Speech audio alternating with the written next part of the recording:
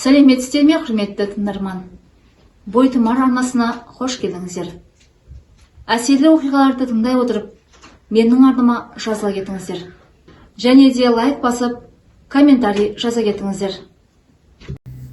Қадірімді білмеген қадірлім-ау, 3-ші бөлім. Ақтоты келіндік өмірге ақырындап үйренісе бастады. Басында бөтен үй, бөтен тұрмыс болған соң аздап қиын болды. Бірақ таныс ауыл, оның үстіне көріп тұрмаса да әпкесі жанында екенін сезеді. Бәрі жақсы, тек енесінің мінезінен бөлек. Ақтоты енесін жаман дей алмайды. Рас мінезді кісі. Бірақ өмір көрген, үлкен кісі болғандықтан ашушаң шығар деп ойлайды. Тек үнсіз ғана тірлігін істеп жүре береді. Жаз да аяқталуға жақын қалды. Оқуға кетуге дайындалмақшы. Ақтоты мен Жасұлан қалаға жиналды. Бір жерге жиналдыңдар ма? Деді енесі. Иә, мам, қалаға. Ақтотының оқуы басталады. Қайдағы оқу? Қатын болғанда. Оқуды ойлайтын адам байға тие ме? Келін болды ма? Келін жөнімен жүрсін. Оқу оқып, білімді болмай-ақ менің жағдайымды жасасын. Мам, мен айтып едім ғой сізге, соңғы курсы бар деп. Үйде менің айтқаным айтқан, дегенім деген екенін ұмытып қалдың ба сен бала? Еске салудың қажеті жоқ. Онсыз да папамды көрсем есіме түседі. Тарт тіліңді, қатының қалада сайран салып жүрсе, сен жүр ауылда, дымнан хабарым болмай. Кім біледі, бұл қалаға барып не істейтінін? Мам, не деп тұрсыз? Біріншіден, қалаған істейтін Ақтоты бетімен кеткен әйел емес. Екіншіден, менсіз қалаға бармайды. Өзім болам жанында. Ой, бейшара, қатын жанды бола қалуын қарашы. Несі бар, әкемізге тартамызды? Ол да сіздің етегіңіздің астына тығылуымен өмір сүріп келеді ғой. Өшір үніңді, Жасұлан, көрдің бе? Саған үйленді де маған қарсы сөйлейтін болды. Ана мен баланың арасына шоқ тастап өтірік мүләйімсіп тұрған қарашы, кесапат неме. Мен Ақтотысақ өз ойымды ашық айтып үйренгенмін. Болды. Ақтоты заттар дайында. Ертең кетеміз деді де шығып кетті. Ақтоты не істерін білмей тұрып қалды. Енесінің оқты көздері оны жіпсіз байлап, қозғалтпай тастағандай. Енесі шығып кеткен соң барып терең дем алды да жинастыруға кірісті. Ата-анасыз қыздың артынан қайбір жасау келеді дейсің. Оның үстіне бас көз болатын әпкесінің түрі анау. 2-3 киім мен 4 көрпеден басқа ештеңе келмеді. Жасұлан бәрін өзіміз жасаймыз деп жұбатады. Сол 2-3 көйлегін алды да ертеңіне қалаға кетті. Қалаға келіп баяғыдай емес, бірге пәтер іздеді. Жас отбасы екенін айтып, ыңғайлы бір пәтерге жайғасты. Әне-міне дегенше оқу да басталып кетті. Жасұлан өз мамандығымен болмаса да басқа салаға жұмысқа тұрды. Ақтотының стипендиясы да жоғары. Жақсы өмір сүріп жатты.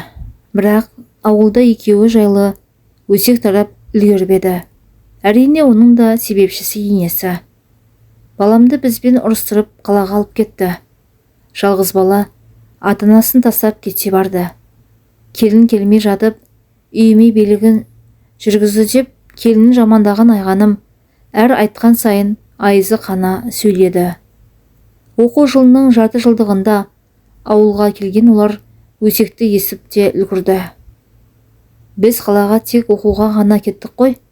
Бір жолға кететін болсақ, қазір алдыңызда неге тұрмыз? Деген Ақтоты көрші келіншекке ренжи қаратты, үйіне кіріп кетті. Балаларының келгеніне әкесі ғана шын қуанды. Өтірік күліп қарсы алған енесі ойының іске аспай қалғанына іші ашып, келгендерін жақтырмай қалды. Елге енді ғана Ақтотыны сұмыра етіп көрсетемін дегенде, келіні келіп, қайта жақсы келін атанып жатты. Жаңа жыл қарсаңы Ақтоты Жасұланға әпкесінің үйіне құттықтап барып қайтуды өтінді. Жасұлан жарайды дегенмен енесінен сұрануды жөн көріп, айтып көріп еді, енесі бірден жағадан ала кетті. Ойпырмай, әпке жалғыз сенде бар ма? Жасұланның да әпкелері бар. Неге оларды құттықтайық демейсің? Жасұланның тапқан ақшасын қайдағы бір алқаштың үйіне апарып шашпақсың ба? Баратын болсаң өзің кете бер. Жасұлан бармайды. Мама, неге оларды кемсіткеніңізді қоймайсыз? Әпкесі ғой туған. Сыйлық алсын. Онда тұрған не бар? Ол үйге жалғыз бармайды, бірге барамын. Білгеніңді істе. Әйтеуір осы қатынды алдың да басқаны ұмыттың ғой. Әпкелерінің бір ауыз звондап жағдайын сұрамайсың. Маған мүлде кеткелі хабарласпадың. Хабарлассақ сөйлесесіз бе? Үнемі өшіріп тастайсыз ғой. Әпкелеріммен сөйлесіп тұрамын. Олар сіз сияқты емес. Мен қандай екенмін? Қатының жаман деді ме мені? Әрине айтады.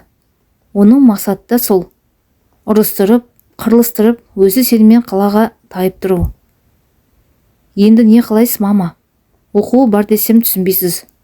Басында ол оқуым аяқталсын дегенде өзім тыңдамадым. Енді сөзімде тұрып, оқуын оқытайын да. Анасы мен Жасұланның жанжалдары ушығып барады. Білмеймін, осы қатынды алдың да өзгердің, оқу деп тумайда жүр. Келгеніне 7 ай болды, деп енді мына қырына тесіп көрейін деп ойлады. Мақсаты екеуі қалайда ұрысып тынса дейді. Осылай жиі ұрыстырсам, өздері суып ажырасып кетеді. Мына қатынның көзін құртып, өзім қалаған қызды әперемін деп ойлайды. Сол үшін де тойды шығынсыз, кішігірім етіп өткізді. Бәрін ойластырып жасаған адуында ел қалайда мақсатына жетпейтін түрі бар. Оның ойын Жасұланның қатты шыққан даусы бөліп жіберді. Онда тастасын оқуын, қалауыңыз сол болса, енді 4-5 ай қалғанда оқымай, бала бағып отырсын. Не бопты? Жұрттардың келіндері оқымай-ақ жүр ғой, үйдің берекесін кіргізіп. Кімнен кем олар? Мама, біз біреудің өмірін сүрмейтін шығармыз. Неге түсінбейсіз? Қазір заманның өзі білімді талап етеді. Қазір қоғамда оқымаған адам ең төмен адам. Ештеңеге қол жеткізе алмайды. Байы оқыса болды, қатынына да жетеді сол. Сіз сияқты ма? Ол кезде заман басқа еді. Мама, соңғы курсым ғой. Дипломымды алып алайыншы, сосын үйде отырамын деп Ақтоты енді ғана сөзге араласты. Сен араласпа, саған ешкім сөз берген жоқ. Ақтоты, мама түсінбейді бәрібір. Сөйлеудің қажет жоқ. Бар тірлігіңді істе. Бірақ, бар дедім ғой мен саған, деп айғайлап жіберді Жасұлан. Даусының қатты шыққан соншалық Ақтоты селк ете қалды. Үнсіз асханаға бет алды. Кешкісін бөлмесіне келіп, көңілсіз шкафтарды жинап отыр еді. Жасұлан кіріп келді. Көңілсіз күйде диванға қисайды да, теріс бұрылған күйі ұйықтап кетті. Әдетте екеуі ұзақ сөйлесіп, болашақтарын елестетіп, тәтті ұйқыға бірге кететін. Бүгін Жасұлан тым суық. Шаршаған шығар деп келіншегі мән бермеді. Өзі де жастыққа қисайып ұйқыға бас қойды. Ертеңіне ерте тірліктерін аяқтап Жасұланды күтіп отырды. Әпкесіне барып келмеші. Не істеп отырсың? Үйдің бәрі айрап, жайрап жатқанда, деді енесі жанына келіп. Жасұланды күтіп отыр едім, бірге. Сен жай айтқанды түсінбейсің бе, немене бәле? Бармайсың ол үйге. Кеше Жасұлан барамыз деген соң. Өзің кете бер, барғыш болсаң. Үнсіз орнынан көтерілген ол ақырын аяңдап сыртқа шықты. Барсам ба, бармасам ба деп ойланып біраз тұрды. Жасұлан таң ата әкесімен бір шаруаға кетіпті. Сыртта ары-бері күткен Ақтоты ақырын сыртқы қақпаға беттеді. Енді аша бергенде Жасұлан кіріп келді. Жол болсын. Сені күтіп, әпкемнің үйіне барамыз десем, мама, қазір мен киімімді ауыстырып шығайын. Үйден тағы да айқай шудың дауысы шықты. Сен бола, өз бетіңмен өмір сүретін болыпсың, деп бастаған анасы ұлының жүйкесіне тиетін сөздермен балағаттап, соңында ұрсып тынды. Ақтоты, кір үйге, ешқайда бармаймыз. Бірақ кір дедім үйге. Сенің әпкең деп өлетін болдық қой, әрқайсымен қырылып, деген Жасұлан қатты ашулы еді. Ақтотыға алғаш рет дауыс көтерді. Айызы қанып тұрған енесі қуанышын білдіргісі келмей қабағын түйіп бөлмесіне кіріп кетті. Ақтоты түсінбей, жалтақтап, үйге қайта кіріп, сыртқы киімдерін шешті. Осы оқиғадан кейін жиі ұрсып қалатын болды. Әрине, ол жанжалдың артында айғанып тұратын. Болмағанда болды деп, болғанда Құдай ұрғандай етіп, жеткізетін енесі Ақтоты мен Жасұланның ортасына от тастауын желете түсті. Жаңа жылдан соң оқуына қайтатын кезде қатты жанжал болды. Тіпті оқуға бармайсың деген Жасұлан ашуланып ауылда боламыз деп тұрып алды. Сонда ғана анасының құлағын жемей тыныш отыратын шығар деп ойлады. Ақтоты жалынып, жылап жүріп әрең көндірді. Сонша жылдық еңбек, оқу бекерге кетпесінші деп жылады. Қалаға кететін күні анасы үйінде жоқ болатын. Заттарын жинап, төс болмай шығып кетті. Қалаға келген соң Жасұланның телефонына тыным болмады. Үстін соғылған қоңырауларды тек анасының нөмірі шығып тұрды. Телефонды көтерген оған дереу айғайлап қоя берді. Анаңнан қатыныңды артық көрдің бе? Бір ауыз сөзімді тыңдамай, кетіп тыныпсың. Үйге келуші болма. Ақыры қатын артық екен. Жалғыз балам болсаң да, жоқ деп есептеймін сені, деді. Мама, тыңдаңызшы, деп анасымен сөйлесе алмаған Жасұлан ақыры түсіндіре алмасын білген соң үндемей қойды. Есесіне ақысын Ақтоттан алып, ақыры екеуі ұрсып тынды. Оқу аяқталуға жақын қалды. Бұйырса, дипломын қолына алады. Күн өткен сайын Ақтоты уайымшыл болып барады. Сол қыста кеткеннен соң Жасұлан анасымен мүлде сөйлескен емес. Ертең ауылға қайтса шынымен үйге кіргізбесе ше, елдің өсегіне қалады ғой. Жалғыз ұл қатынның соңынан кетіп, әке-шешесімен араласпай кетіп еді деген сөздер шықса, бәріне кінәлі мен боламын ғой деп ойлады. Диплом алатын сәт туды. Жасұлан үлкен гүл шоқтарымен оқу орнының алдында күтіп тұр. Жүгіріп шыққан Ақтоты Жасұланның мойнына асыла кетті. Қолында қып-қызыл диплом. Дереу қайын әпкелеріне қоңырау шалып сүйінші сұрады. Бәрі құттықтап жатты. Бірер сәт тосылып қалған ол, әпкеме хабарлассам болады ма? Деді Жасұлан қарап. Оның несін сұрайсың тентек? Әрине, деді құшақтап. Әпкесінен сүйінші сұраған Ақтотының қуанышында шек жоқ. Ертеңіне ақ жиналып ауылға тартты. Енесі көңілсіз күтіп алды. Тіпті амандаспады да. Қайын атасы көрімдік деп дипломның арасына ақша қыстырып берді.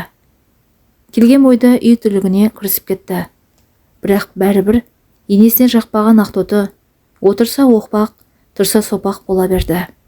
Әр ісінен мін іздейтін енесі тіптен шектен тыс талап қояды.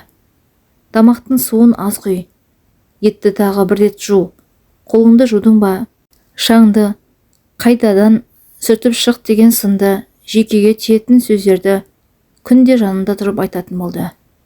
Тіпті соңында сен таза емессің, сенің пісірген наның да таза емес деген ол базардан сатып әкеліп жейтін болды. Осылайша 2 күнде бір жанжалдың ұшын шығарып отырады. Арасында Жасұлан да келіксе, оны қатынжанды сорлы деп айыптайды. Соңында Жасұлан мен Ақтоты ұрсып қалады. Бір күні күздің суық күнінде таң алакеуімнен енесі үйдегі бүкіл кілемдерді сыртқа шығарып тастапты. Ақтотыға соның бәрін жу деп жекіді.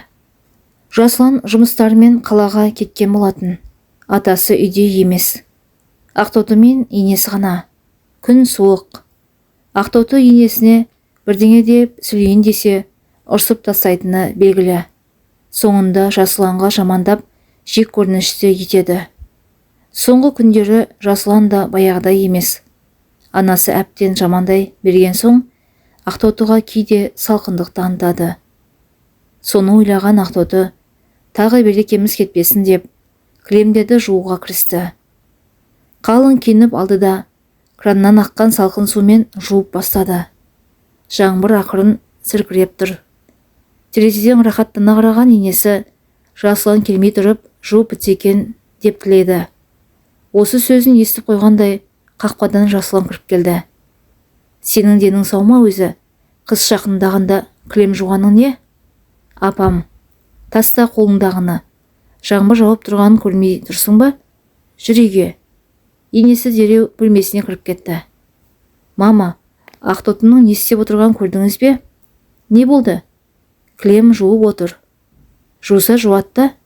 Мен жас келін кезімде аяғым ауыр болса да қардың астында кілем жуғамын.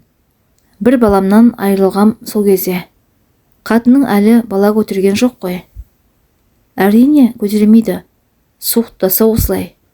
Сен қайдан білесің қатындардың тірлігін? Мам, қазір заман басқа.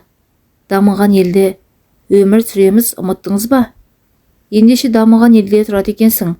Қатыныңа бала тууды да үйрет.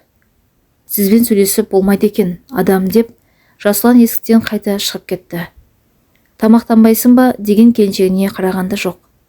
Сол кеткеннен түннің жарымында келген Жасұлан ішімдік ішіп алыпты. Кезінде Талғатты алқаш деп менсінбеген Айғаным ананың баласы Жасұлан бүгінде алқаш атанып үлгірді. Ол ішкен сайын күнде жанжал үйде. Баласын ішімдіктен құтқарудың орнына балаға сөздермен жегіп жүресіне тиетіндіктен Жасұлан тағы барып арақпен достасады. Осылайша анасының адуынды мінезі мен ырсының кесірінен Жасұланның өмірі арақпен өтіп жатты. Ақтоты қанша түсіндіруге тырысқанмен Жасұланның тыңдайтын түрі жоқ. Бір күні Ақтоты мазасы қашып, лоқсып тамақ іше алмай жатып қалды. 2 күн осылай қиналды. Бірақ оның жағдайымен ешкімнің шаруасы болмады. Тек қайын атасы ғана жаны ашып, қыздарына хабарласып, келіннің жағдайын айтты. Үлкен қызы келіп, Ақтотыны ауруханаға алып барды. Сүйінші хабар естіген екеуі дереу үйге қайтты. Қайын әпкесі әкесінен сүйінші сұрады. Сүйінші, папа, жақында немерелі боласыз бұйырса. Ой, айналайын, қалағаныңды берем сүйіншіңе, деп қызының бетінен сүйді. Анасына қуана жеткізген хабар онша ұнамады. Құтты болсын деп қысқа қайырған анасы өз тірлігімен әуре болып кетті. Ақтотының қуанышында шек жоқ. Кешке Жасұланға сүйіншісін қалай айтса екен деп ойланып жүр. Бірақ Жасұлан бүгін де сау келмеді. Үсті басы малмандай су. Әбіжулы жүзбен келді. Ақтоты есіктен күтіп алып бөлмесіне алып кетті. Киімін шешіп, төсегіне жатқызды да ренжулі жүзбен жарайды, ертең айтармын деді. Ертеңіне таңертең Жасұланды еркелеп оятқан келіншегі құлағына сыбырлап, енді сені папасы деп оятамын деді. Не дейсің, деді ұйқылы ояу Жасұлан. Не естісең сол. Жаспа деп орнынан атып тұрып, Жасұлан келіншегін құшақтай алды. Бірақ бір өтінішім бар. Ол не, айта ғой. Енді ішімдік ішпеші жаным. Жарайды, ішпеймін енді мүлде, деген Жасұлан достарымен қуанышты хабарды бөлісуге кетті. Кешкісін әдеттегідей сылқия тойып келді. Ішкен кезінде ешкімді тыңдамай кететін әдет шығарыпты. Уәдесінде тұрмаған Жасұлан күннен күнге тіпті өзгеріп кетті. Жақында балалы болатын да оны тоқтата алмады. Себебі сау кезінде анасы тыныштық бермейді.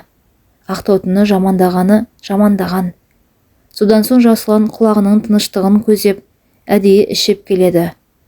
Осылай жұмыстан да айырылды. Ақырындап әкесінің қалтасына қол салып үйреніп, араққа ақша алып кететін болды. Бірдеңе десе Ақтотыға дүрсе қоя береді. Анасына деген ренішін келіншегінен алады. Соңғы кезде тіпті қол көтеріп үйренді. Ондай күндері әкесінен сөз естісе, анасының айызы қанғанын көріп, ашулы жүзбен шығып кетеді. Неге ұрасың Жасұлан мені? Жазығым не? Балаңды көтеріп жүргенім бе? Әлде үйдің отымен кіріп, күлімен шығып жүргенім бе? Деген сұрақтарына еш қымсынбастан, Айғаным ханым риза болсыншы, осыны қалап отыр ғой деп тағы да қол көтереді. Бір күні кешкісін тамағын дәмсіз деп тиіскен енесімен Ақтоты ренжісіп қалды. Мына бейшараның тілі шығайын депті ғой. О, бейшара, саған сөйлеуді кім қойды? Жап аузыңды. Тілімді шығардыңыз ғой өзіңіз. Үндемей жексұрын болып, таяқ жегенше сөйлеп, айыбыңызды бетіңізге айтып, жексұрын болайын да. Еш жақпай қойдым. Отырсам опақпын, тұрсам сопақпын. Жасұланды ішімдіксіз жүрмейтін болды, сіздің кесіріңізден. Сен не деп оттап тұрсың? Деп енесі жанына жетіп келді. Мізбақпаған Ақтоты қатты ренжуледі. Осы уақытқа дейін бәрін ішіне жинаған Ақтоты бүгін бәрін сыртқа шығарды. Оған қарап тұратын енеме, ішіндегі баласына дейін балағаттап, менің немерем емес, біздің тұқымымыз емес, балаң деді. Есіктен кіріп келген Жасұлан мына сөздерді естіді де, мас күйінде Ақтотыға тап берді. Әптен ұрып соққан ол тәлтіректеп барды, төсегіне құлай кетті. Ертеңіне не болғаны есінде жоқ. Ақтотыны іздеді, көрінбейді.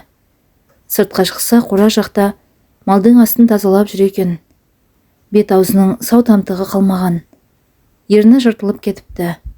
Жүгіріп барып, Жасұлан кешірім сұрап Ақтотыны айналшықтап жүр. Бірақ бұл тек басқана еді. Күнде кешірім сұрап, кешкісін аяусыз ұрып соғу әдетіне айналды. Іші басы Ақтотыны көргенде, менің балам емес деген ой сап ете қалады. Содан соң жұдырығын ала жөнеледі. Көктем аяқталуға жақын. Жаз келе жатыр. Ай күні жақын отырған Ақтоты бүгін тағы да Жасұлан кешіккен сезіп жаны тынбай отыр. Ішіп келетін шығар деп ойлады. Соңғы күндері жүйкесі сыр беріп, оның үстіне соқ көрген соң ба, іші дызылдап көп ауырады. Сиыр сауып отырып, кіші дәрет жіберіп қойғандай болды. Дәрігер қабылдауында болған кезде, баланың ай күні жеткенде су кетеді деген еді. Сондай шығар деп етегіне қараған Ақтотының көзі шарасынан шығып кете жаздады. Қан саулап жатыр екен. Әрі қарай ештеңе есінде жоқ. Көзін ашса әппақ бөлмеде жатыр. Ақ киінген мейірбикелер жанында жүр. Томпайған іші де жоқ.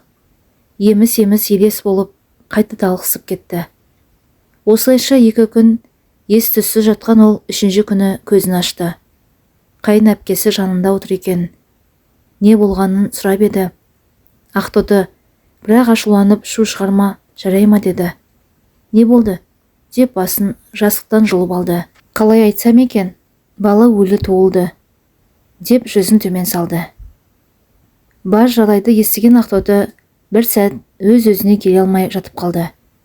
9 ай жүрегімнің астында алып жүрген бауыр етім тастап кетті. Қалайша? Ешкім мені түсінуге тырыспағанда, ешкім мені адам деп санамағанда, сен ғана тыңдадың ғой мені балам. Күнім болып таңымды атырасың деп үміттеніп жүргенде, сен де мені тастап кеттің бе, деп жылаған Ақтоты езіліп кетті. Қайын әпкесі жұбатқанмен ол да түсініп отыр, өте ауыр тиетінін. Ақтотының артынан ешкім іздеп келмеді. Жасұлан баласынан айырылғанын естіп, ішіп кеткелі 3 күн болды. Анасы не қуанбайды, не өкінбейді.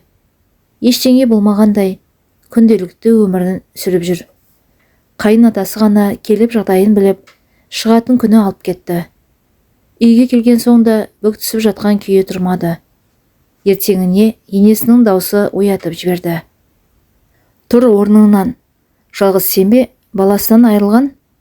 Барлық қатын айырылады. Әйтеуір бір баласынан. Тіпті бауыр басып, емешегің езілердей көргенде жоқсың ғой. Енді сенің балаң өлді екен деп тірлікті мен істеуім керек пе? Деп айғайлады. Шамам келер емес, деді Ақтоты әлсіреп. Сенікі жай тірліктен қашу, деді енесі. Орнынан атып тұрған Ақтоты оқты көзімен қадала қарап. Тыныштық бересі бе жоқ па? Деді көздері қанталап шарасынан шыға. Қорқып кеткен енесі үнсіз шығып кетті. Кешке Жасұлан келді. Түрі адам көргісіз. Даланың бомжы болыпты. Айғаным жылап күтіп алды. Немересінен айырылғанын бір айтып, оның жоқтығына басу айтуға кіріп, келінімнен ұрыс естідім деп, өтірікті тағы айтып жыламсырады. Асыға басып бөлмесіне кірген Жасұлан өзін әрең жатқан Ақтотының шашынан қайырда ұстады да сүйреп анасының алдына алып келді. Мамам немеремнен айырылдым деп жылап отыр. Неге айғайлайсың? Туа алмайтын болсаң, неге үміттендіресің бізді? Кет жоғал. Маған балаларымды туылмай тұрып, өлтіретін қатын керек емес, деді де тепкен күйі есіктен бір-ақ шығарды. Қақпаға дейін бір теуіп, бір сүйреп барған Жасұлан Ақтотыны қақпадан шығарып жіберді де тәлтіректеп үйге кірді. Ықылық ата суды шелегімен көтеріп ішкен ол бөлмесіне кіріп, сүріне қабына диванға рең барып, етпетіне жатқан күйі ұйықтап кетті. Қайын атасы келген соң келіннің жағдайын сұрады. Келін қалай? Жағдайы дұрысталды ма? Сүйікті келінің жоқ. Жасұлан жақпай қалды ма? Кім білсін? Кетіп қалды. Кетіп қалды ма? Әлде қуып жібердіңдер ме? Сірә жаның ашып бара жатса іздеп тауып, жағдайын сұрап қайтты онда, деді бедірейген күйі. Үнсіз орнынан тұрған қайын атасы қақпаға беттеді. Көшеге шығып, ары-бері қарап еді, көрінбеді. Әпкесінің үйінде болар деді де үйге кірді. Кешкі астарын ішіп жатып қалды. Таңертеңгісін әкесі Жасұланды жұлқылап оятты. Тұр қане, келінді көріп қайт. Түнде келмеді. Әпкесінің үйінде мекен? Ақтоты ма? Қайда кетіпті? Деп орнынан тұрды. Түнде не болған тіпті есінде жоқ. Әкесі таңғы асқа дейін малдарды жайғап келейін деп мал қораға кірді. Жасұлан деген әкесінің қатты айғайлаған даусын естіген Жасұлан жүгіріп шықты. Қора жақтан шыққан секілді. Жүрегі қатты дүрсілдеп бірдеңені сезгендей, сүріне қабына қораға кірді. Әкесі салбырап тұрған Ақтотыны аяғынан көтеріп тұр. Бірақ бәрі кеш еді, тым кеш. Түндегі оқиғадан соң Ақтоты ешқайда кетпей, қора жақпен айналып кіріп, мал байлайтын пресс жіппен өзін-өзі асып қойған екен. Жасұлан әкесімен бірге екеулеп жүріп шешіп алды да жерге жатқызды. Көкпеңбек боп бүкіл денесі көгеріп кетіпті. Моп-мұздай. Жасұлан жылаған күйі жерге отыра кетті. Анадай жерде ақ қағаз жатыр. Қолына алған Жасұлан оқып отырып, көзінен аққан жас бетін жуып тоқтар емес. Ақ қағазда мына жазу жазылған екен. Енді менің жай күйім халім мынау. Жан жағымнан храмдықпен жабылдың-ау. Қош бол енді бетіме келіп тұрғын. Қадірімді білмеген қадірлім-ау. Ақтотының жаназасында әпкесі қатты жылады. Осы үйді кінәлап жылады. Оны бүкіл ауыл құптағандай болды. Себебі бәрі оның шындықты айтып отырған біледі. Бірақ бәрі іштей тынады. Ауруханада жатып, өткен өмірін көз алдына келтіріп жатқан Жасұлан сүйіктісінің өліміне тек өзінің кінәлайды. Ақтотының обалына қалдым дегеннен басқа еш нәрсе миына келер емес. Әңгіменің соңы. Зейін салып тыңдағандарыңыз үшін рахмет.